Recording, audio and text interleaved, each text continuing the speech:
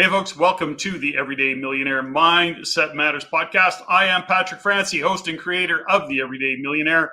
And as always, I am joined in this Mindset Matters segment with my amazing wife, Olympic and world-class mental performance coach, Steffany. Steffany, welcome. Hey, hun. So we've got some amazing topics we're going to cover today. And just to give you a little bit of intro into what those topics are, we're talking about letting go. What does that mean? Letting go of relationships, letting go of the past, letting go. We're just talking about letting go. We'll get more into details of that. I'm going to give you some tips on how to ask for a raise. And there are then 3 things that I'm going to hit on when we're talking about coaching and coachability that is going to really be a game changer for you. So listen close.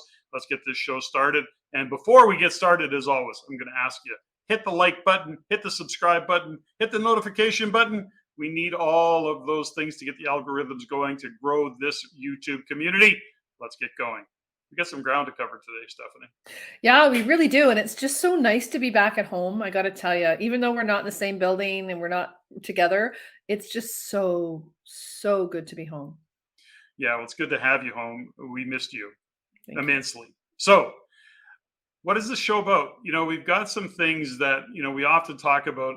We do this show literally every week, and we're kind of reflecting on our own week, what we went through and things that show up for us. And then we bring it to the podcast and say, what is there for listeners? What can we share in terms of our experience and what we've learned? And listen, we've got life going on and life happens. And so I want to open the show, and we've got some real variation of topics, if you will.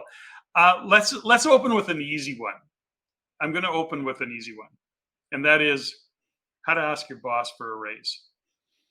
What's your thoughts? Okay, where'd that come from? I thought we were talking about letting go. We were going to talk about letting go, and we're going to talk about letting go, and we're going to talk about a few things, but I want to start with how to ask your boss for a raise. I love it. Because it shows up. Now, we've been in business 40 years. I've been in business 40 years. I'm, of course, the aged one of this couple. But anyways, the point is we've been in business a long time, and often we've, had staff sit down and go, I need a raise. And it's always very interesting. We are to our team mostly just what we are, which is we're always looking at improving, helping people improve and coaching and all the rest that we do. And we can't help it. It's just kind of what drives us. And so when somebody sits in front of us and says, I need a raise, my first question is, well, tell me more about that. And they go, well, something, my rent's gone up and I just bought a car and, food is crazy and whatever. They've got this whole story about their new dilemma of, they've taken on more debt. They want to buy a house. They want to buy a new car.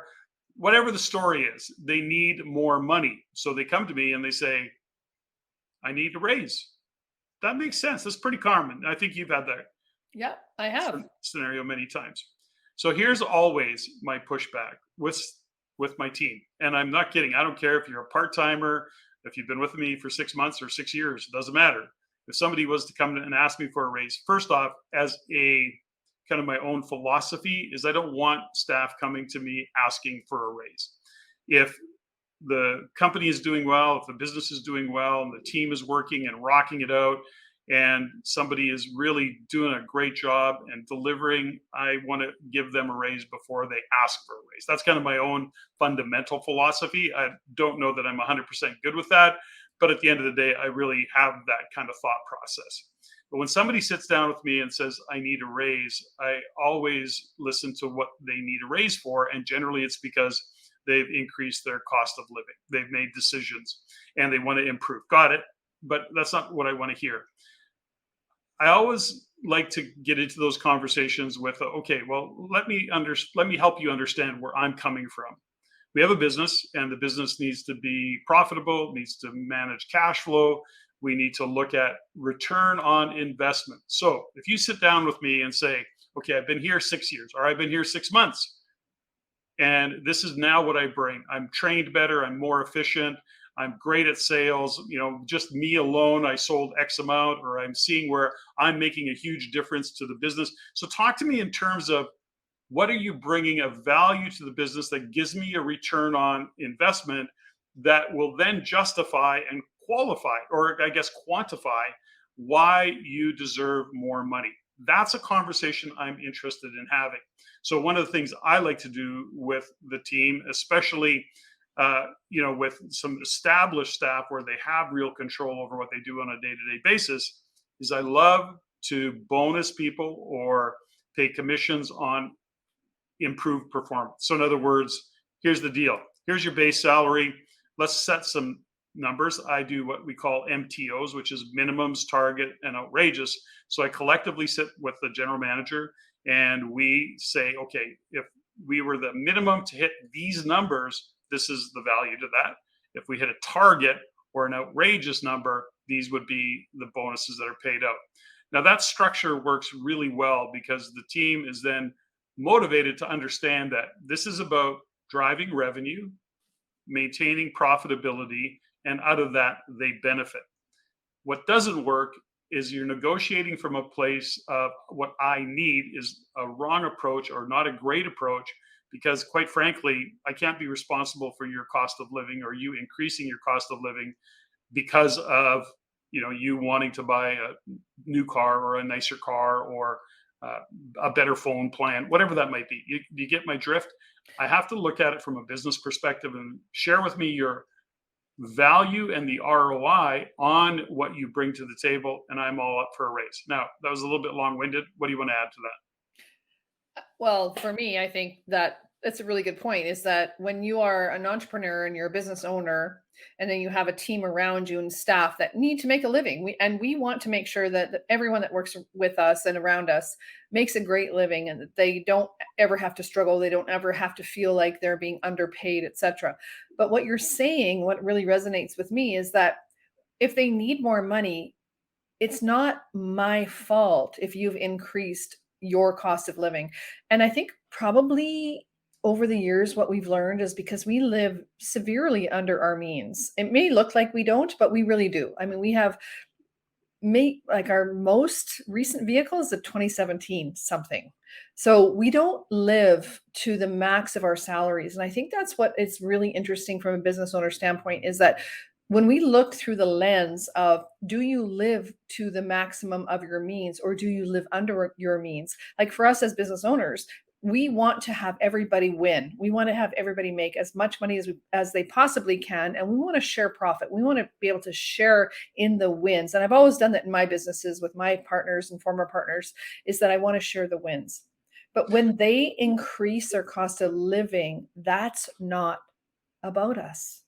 So there's a fundamental here. So let's just back up because we're into a very inflationary period of time in the world overall. So gas costs more, food costs more. I get that. And listen, we are very sensitive to the fact that the cost of living is rising regardless of how frugal you are. You may, in fact, live below your means, but now you're trying to save, and all of a sudden there's things like carbon tax, and there is the cost of food, and there is the cost of fuel, and there's a lot of costs that are escalating. The cost of rent, mortgages are more expensive. So I really am sensitive to that, and I get that. But also the costs of doing business are more expensive. Now, my job as owner slash CEO is to have longevity of that business, to manage and maintain the viability of that business so everybody has a job. So I'm not insensitive to the realities of what's happening in the world, but I want to collaborate. So it goes back to, there are those individuals who will walk in a boss's office and go, give me a raise or I'm going to have to quit. You're putting a gun to your boss's head and, some bosses will just go, okay, see you later. Don't let the door hit you in the ass on the way out. Now, that's not a great way to negotiate, by the way. Again, my point is that when you sit down and say, okay, here's what I bring to the table, I believe I'm a great return on the investment. Here's where the value is. Here's where I increase revenue. Maybe I maintain revenue. Maybe it's risk mitigation. Maybe it's inefficiencies. You have to look at what it is that you bring to the table. Now, as an owner of a business, I need to, again, look at profitability, look at top line, look at bottom line, look at where I can save money. What are you bringing to the table in that regard? Now, in terms of cost of living is going up, the cost of doing business is going up. How do we work together to make sure that your paycheck is in line with staying ahead of a cost of living? Now, we're not large corporation. We're a small business. So I'm really specifically talking to being small business. I mean, we've got, business wise, we probably got 30, 40 employees altogether, but it's pretty small business in the scope of things. So the point is that we collaborate in being sensitive to what the cost of doing business is and what a cost of doing or living our life is. So that's all I'm saying, is that when you're sitting down for a raise, that's the point of this whole thing, was not to spend all of our time on it, but just to say, when you are looking for a raise, sit down with your employer and blow their mind when you sit down and go, something, I'm going to give you a great return on your investment for the extra X amount of dollars that you're going to pay me. And here's where, so that you're looking at it from a business point of view. That's my guidance. That's my view. Take it for what it's worth. That's it on that topic. Anything you want to finish up with? Anything you want to finish up with? Nope, I think that's good. Okay, I know it was a little bit random, but anyways, it's just what popped into my mind, showed up this week. So as these things do. Okay, let's talk about letting go. Now, you're just back from Edmonton, and this is an interesting, I think, conversation for probably some people, and some have had this experience. But ultimately, what we look at is that your mother passed away, was it 3 years ago now? 2 years? September 2020. 2020, yeah, so 3 years ago coming up. And you're in Edmonton to see your dad, who's now 95 or will be 95. No, he'll be 94 in like a week. Okay, so he's a year younger than your mom. Okay, got it.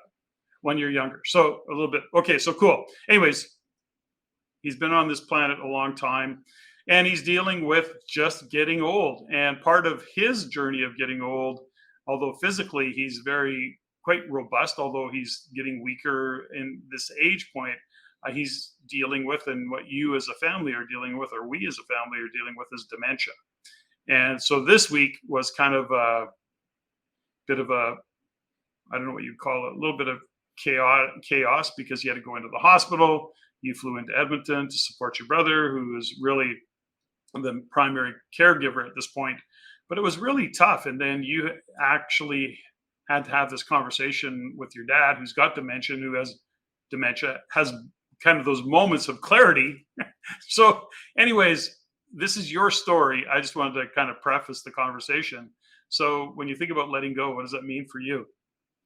Well, in this regard, in this particular scenario, is that, okay, are you okay if there's tears in this podcast? Because, Okay. You part haven't of letting started yet. go, huh? You haven't started yet. I know, right? Okay, go. I guess part of letting go is being okay and be willing to go through the conversations and have the scenarios and the situations where it's uncomfortable and it's not okay. And then for me to go to Edmonton, where we don't live there anymore. We live there half the time, and generally it's not in the winter. But my brother's there full time, and thank God, because after my mom died, if my brother had not moved in, I don't know what we would have done, because my dad is so physically strong. He golfed his entire life. Honestly, up until he was 88 years old, he was golfing his age. Every time he got a year older, he'd get another hole in one or something. The guy was amazing, and he's still so strong. But what's happening is, as life changes and things are going downhill in terms of his health, he ended up in the hospital last week. So I get home from Montreal, Toronto, I get on a plane, go to Edmonton, and he's in the hospital.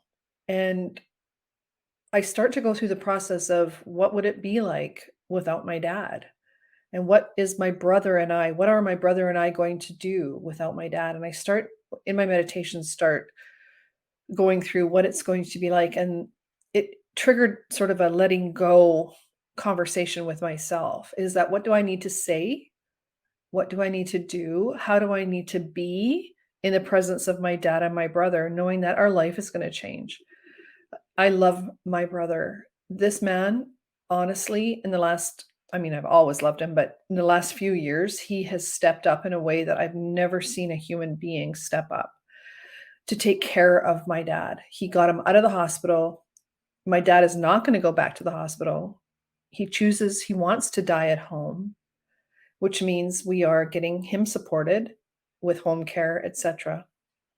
And for me, as I step back, come home, hang with the dogs, start harvesting the garden, doing the things that we have to do to take care of our life, is that I have to create a bit of a disconnect and deal with the guilt of not being there.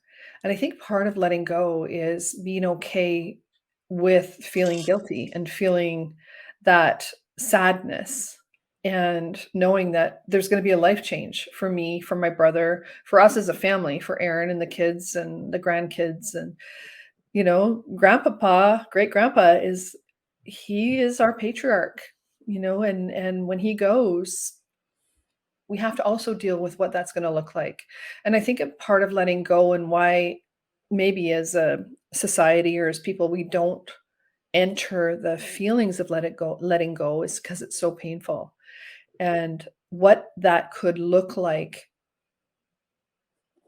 past the passing of my dad and what our family's gonna look like past the passing of my dad is going to be different, and being willing to enter that. And I don't know if that's a conversation that's normal. I don't know if many families actually get to that.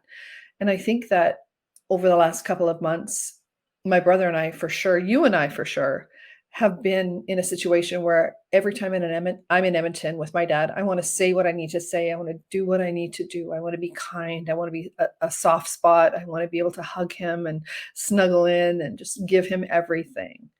Because when it's time for him to go,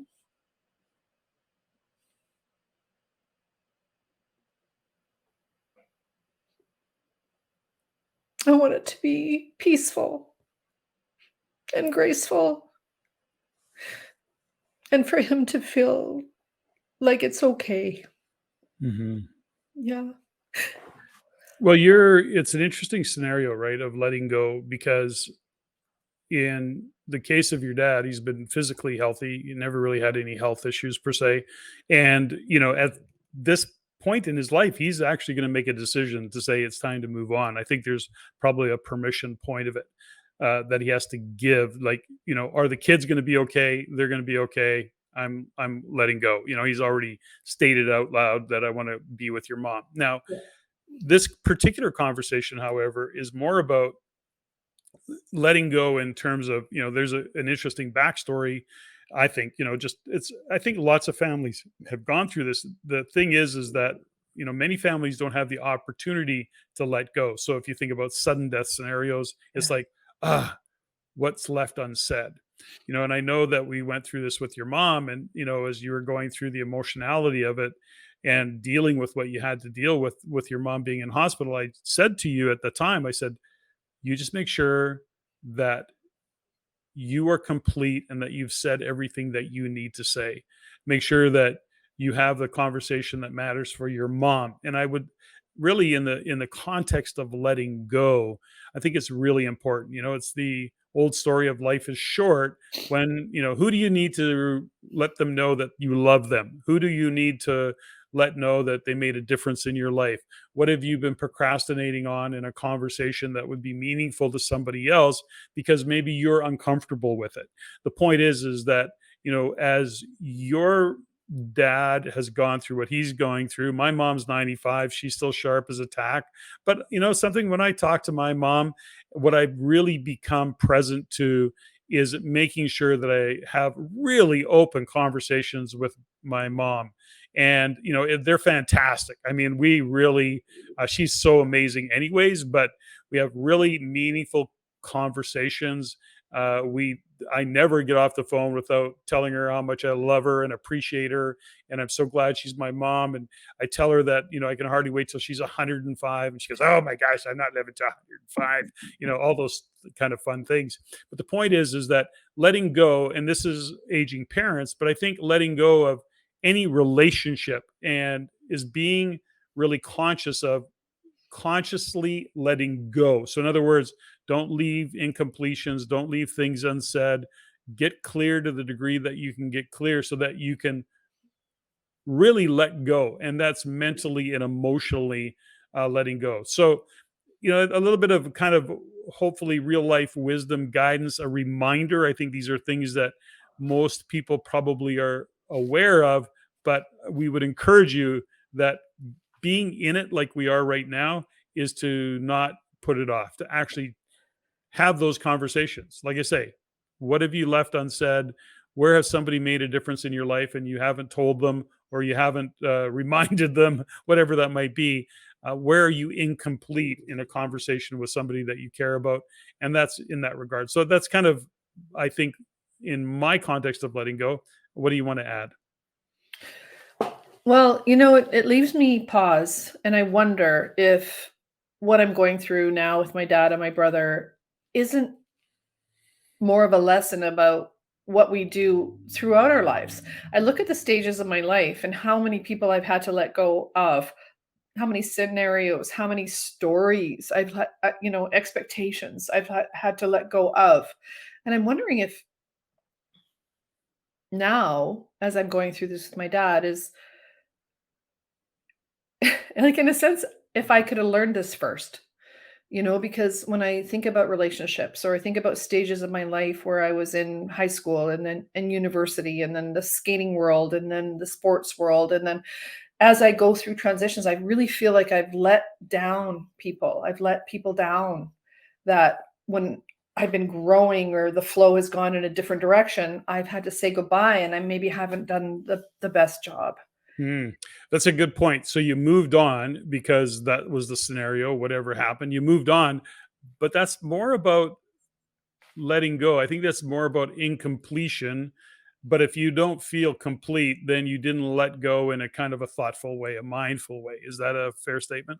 Yeah, I guess, but in some ways, I look at my life and the way that I set goals and set intentions is that my life, the trajectory that my life goes on, is that there are people that I have to let go of, and I want to bring them with me. Like, I want to, make sure that everybody comes, and I want to put them all in my backpack and take them to the next stage. And sometimes I just can't. Hmm. Whether it's they don't want me to be that successful, or they don't want me to be going where they can't go. And I have to be peaceful with being able to let go. And I have to be peaceful with I mean, I look at, oh my gosh, like all the stages of my life, of my friendships, and the people that I was in their bridal party, and I was at their birthday and planning their things and going forward. And I have no remorse. I have no animosity to any of those stages. All I have is love. But I've had people come back to me over the last few years and say, you left me, or you did this, or you did that, or why did you do that, or you're this person and you left, you were aggressive. And I'm like, you know what? That is never my intention. When I think of letting go with love and with grace, and when I see people going to their next level or to whatever's next in their life, I want to do that with grace, and I want to do that with respect and with love. And I'm hoping that happens with me, but I'm finding that it isn't always that way. So that's because I think as we get older, these things, we got all these years of history. So the point, I guess, that I would want to make in this particular case is just to be conscious of letting go. And if you're moving on, great. That's what happens in life. Friends are not all friends are long. Lots of friends are long term, but friends come, friends go, as we've learned. They help us through different phases of our life, and we're part of theirs, they're part of ours. And then, yeah, things change and just Well, we fade away. it's funny, one of the things that my mom taught me when it comes to relationship, and this has gave me ton of comfort, is that everybody in our life comes to us for a reason, a season, or a lifetime. Mm, And, for you, you're my lifetime. You're stuck with me. But ultimately, is that there was a reason that many people came into my life, and then I came into their life. There was a reason, a learning, a lesson, something that was happening, and then they sure. naturally had to go. And then there was a season. Mm, I look at my former business partner. There was a massive season that we were blessed to have in business together. But it was a season, and I had to be able to let it go when it naturally came to an ending, and not hang on to it, not make it more difficult, not make it mean something more, or not make her wrong or me wrong. Just let it go. And then there's some people that come into our lives for a lifetime. So it's a reason, a season, or a lifetime. love it. That's cool. Okay, we're moving on. Okay. Now, this is a bit of a segue into something that came up for us, and then we're we're historically known. We've been told that we're known for our generosity. We're very generous. Now, that's only to say that part of our purpose is supporting others, and we've shared that many, many times. But there comes a time where, over the years, we've learned certain lessons that our generosity is not necessarily serving somebody else, Or us. but it's not serving us. So this is what showed up, and it was this was kind of cool. So, the first time you create something or give something to somebody for free, and maybe a gift, right? So you give it to them for free, and there is a lot of appreciation. That's really what it is. Now, the philosophy, and I tend to agree with this philosophy, by the way, as we work through it, is the next time you go to give them a gift, there's anticipation. Yeah, there's excitement. So think about it. Generosity, excitement. Yeah. Well, I guess that maybe with grandkids, right? You give them a Right? gift the first time they get the gift from, their grandma and grandpa. It's like, it's really, really anticipation. It turns into anticipation from appreciation. So, first time it's appreciation, then it's anticipation. The third time it becomes a bit of an expectation. Yes. And the thing about that is that if you're not giving it the right context, which is what happens, is the fourth time it becomes entitlement. Ooh. And we've seen this start to happen. We've had these experiences in our life.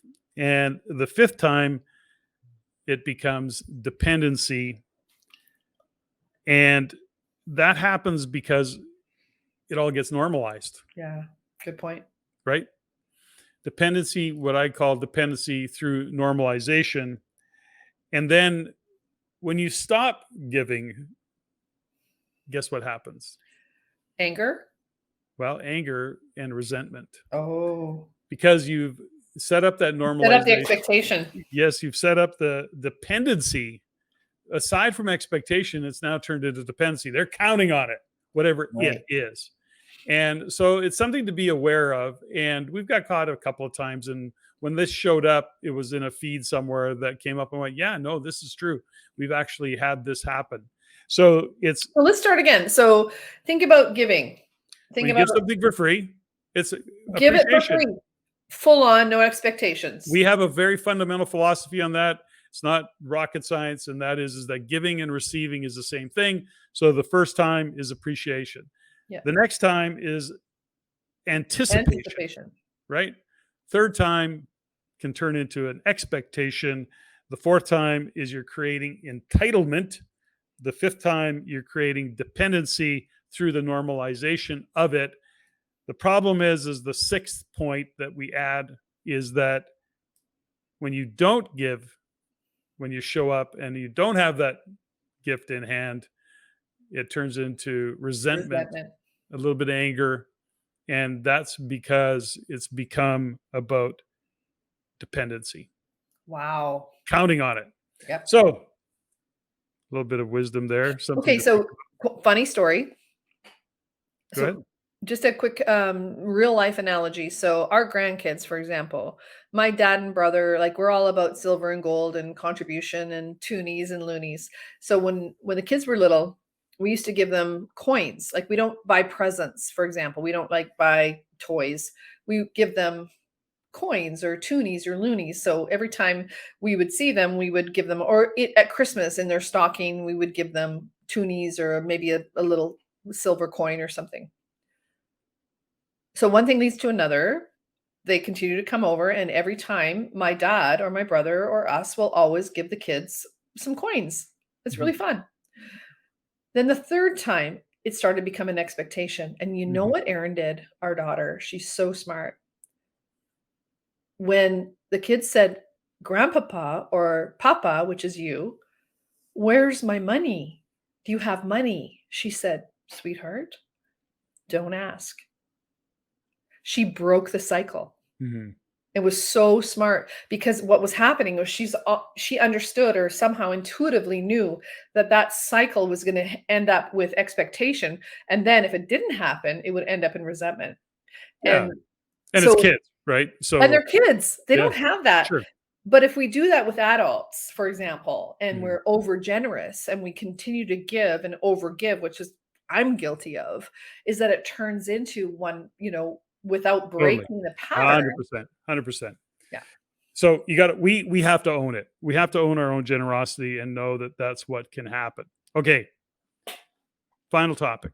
I Okay. want to kind of go through these because this is kind of like you say, this is how the week unfolded. We did. Now, we shared that we were in Toronto, and one of the coaching programs we do is Entrepreneurial Think Tank. And, it's just a small group of people that got together, and they were so coachable. They were very open. We had some amazing conversations. I think, well, not I think, they shared just how much value they got out of that session. It was an all day session the evening before and the all day. And what I got to with all of that is I kind of made notes about why would you need a coach? Like, or why do you think that where are you in your life? Now, here's the fundamental is that you need some support, and the need to change has to get to you're very frustrated with where you are right now and you can't take it anymore. In the brief conversation we had, I think you said when the pain of being where you are is Is greater greater than the pain of of how letting you see go. the change, you will in fact make that change. So that's the first thing, right? Is you have to be so frustrated or so in discomfort and just go, I can't take it anymore.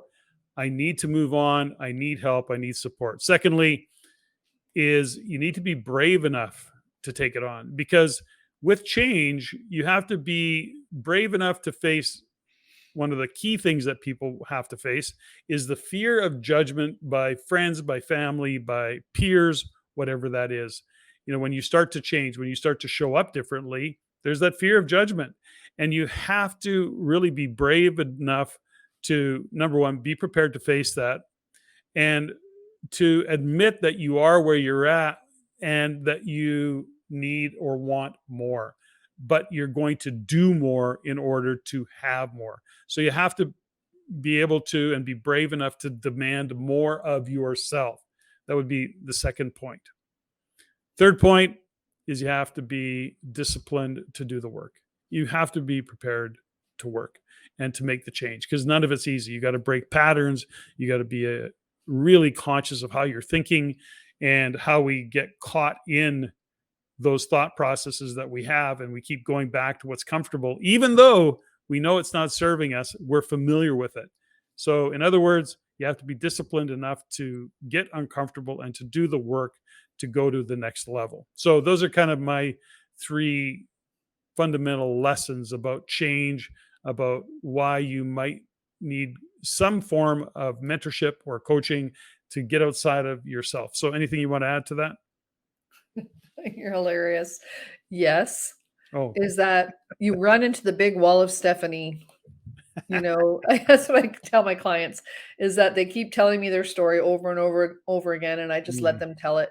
yeah, And then they run into the big wall of Stephanie. yeah, And you know what? Until you want to change, like we've been through that ourselves, hon, is that until we want to change and change our thoughts, which is the hardest thing. And like I'm a huge fan of Joe Dispenza, and if anybody wants to listen and really kind of go into some of the ways of changing your thoughts, there is a way to do that. And it's funny in our shift program, we actually literally shift hmm, our clients' thinking yeah. because we've had to shift our thinking in By order to design, by by design. design Yeah, on purpose, yeah, right?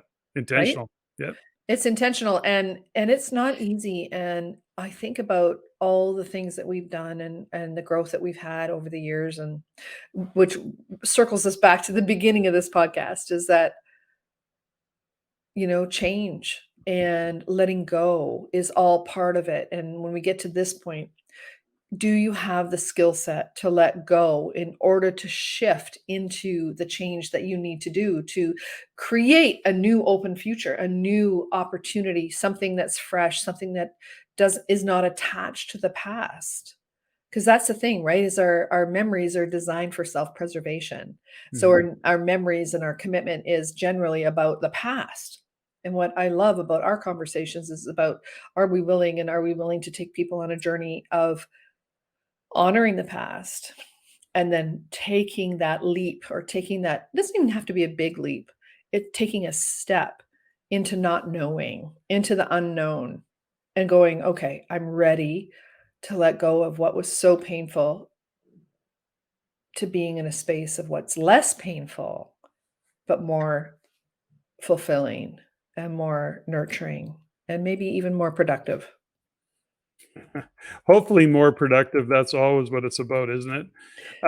And for those of you who are interested in looking at some of our coaching programs, you can go to ishifthinking.ca, ishifthinking.ca. You can look at some of the programs that we're launching in that regard, Entrepreneurial Think Tank and Business Shift, a couple of different programs that we're doing. And I am putting together a men's program for men only. What? Yes, we Really? think different. We think different. And I've had a couple. Yeah, you do. I've had a couple people, a couple of I'm men so reach proud out of to you. me. It's about time, dude. Yeah, I The know. sacred masculine needs to be honored right now, especially right now. So those are a couple of places that you can get a hold of us. And always CEO@ReinCanada.com, CEO@ReinCanada.com. Reach out to us. I think we covered a lot of ground today. I think We there's at did. We least had like 4 topics. 4 And topics. what's really cool, hun, is that shift happens. Shift happens. Steffany, thanks as always. That was fun.